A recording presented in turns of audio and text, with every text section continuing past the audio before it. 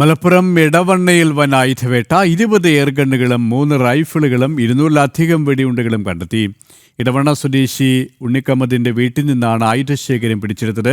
വിശദാംശങ്ങളുമായി ശിവദാസ് കന്മനം ശരിയാണ്. ശിവദാസ്, ഒരു വീട്ടിൽ നിന്നാണ് ഇത്രയും ആയുധശേഖരം പിടിച്ചെടുത്തത്. എപ്പോഴായിരുന്നു സംഭവം? പോലീസ് നൽകുന്ന വ്യക്തത എന്താണ്?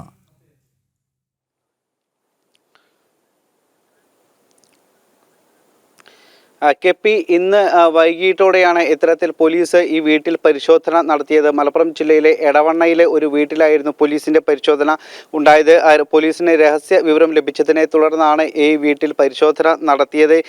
വീട്ടിൽ പരിശോധന നടത്തിയപ്പോൾ 20 എയർഗണ്ണുകളും 3 റൈഫിളുകളും കണ്ടെത്തിയിട്ടുണ്ട്. അതോടൊപ്പം തന്നെ 200-ൽ-അധികം വെടിയുണ്ടകളും 40 പെലറ്റ് ബോക്സും കണ്ടെത്തിയിട്ടുണ്ട്. ഇത്രയും വലിയ രീതിയിലുള്ള ഒരു ആയുധശേഖരം തന്നെയാണ് ഈ വീട്ടിൽ നിന്നും പോലീസിന് കണ്ടെത്താൻ കഴിഞ്ഞത്. ഉണ്ണിക്കമ്മദ് എന്ന വ്യക്തിയുടെ വീട്ടിൽ നിന്നാണ് കണ്ടെത്തിയിരിക്കുന്നത്.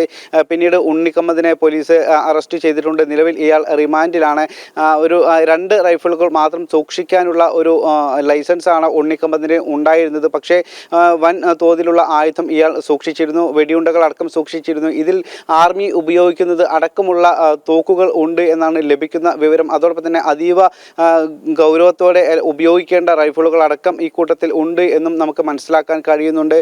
കഴിഞ്ഞ ദിവസം പാലക്കാട് 2 പേരെ തോക്കുമായി പിടികൂടിയിരുന്നു. ഇവരെ ചോദ്യം ചെയ്തതിലൂടെയാണ് ഉണ്ണിക്കമ്മദിലേക്ക് എത്തിയത്. അങ്ങനെയാണ് പോലീസിന് വിവരം ലഭിച്ചതും. അതോടൊപ്പം തന്നെ മറ്റു ചില കേന്ദ്രങ്ങളിൽ നിന്നും പോലീസിന് വിവരം ലഭിച്ചിരുന്നു. ഇങ്ങനെ പോലീസ് ഈ വീട്ടിൽ ഇന്ന് വൈകിട്ടോടെ അപ്രതീക്ഷിതമായി പരിശോധന നടത്തുകയായിരുന്നു. പ്രദേശത്തുള്ള 2 പേരെ കൂടി സംഘടിപ്പിച്ചുകൊണ്ട് അവരോടൊപ്പമാണ്, അവരെ സാക്ഷികളാക്കിക്കൊണ്ടാണ് പോലീസ് പരിശോധന നടത്തിയിരിക്കുന്നത്.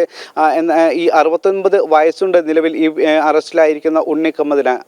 കെ പി ശിവദാസ് കന്മനമാണ് വിശദാംശങ്ങൾ നൽകിയത്.